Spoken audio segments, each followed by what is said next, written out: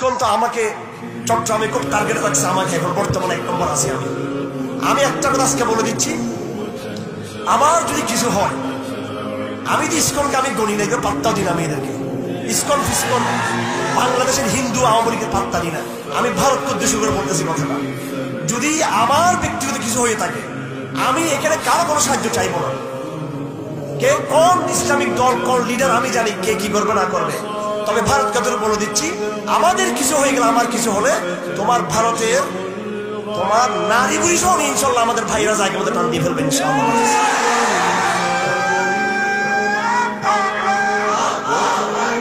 শত্রুকে চিন্তা করে ভুল করবেন।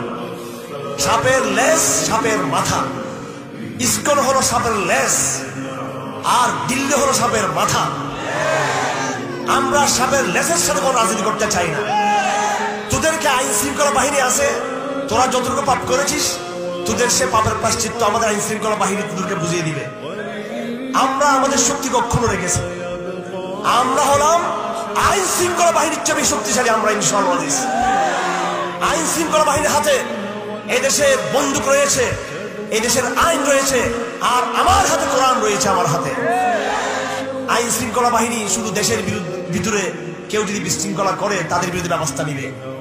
আইন শৃঙ্খলা বাহিনীর বাংলাদেশে সেই শক্তি নাই। বিদেশি প্রভু যারা আছে তাদের গায়ে হাত দেওয়ার শক্তি বাংলাদেশে মিলিটারি পুলিশের শক্তি আছে, সেটা আসেনি সেটা, কিন্তু আমার আপনার আছে না নাই ইনশাআল্লাহ।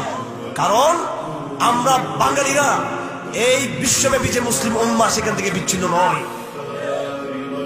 আমরা বিচ্ছিন্ন নয়, আমরা সারা দুনিয়ার মুসলমান, আমরা এক এবং ঐক্যবদ্ধ ইনশাআল্লাহ।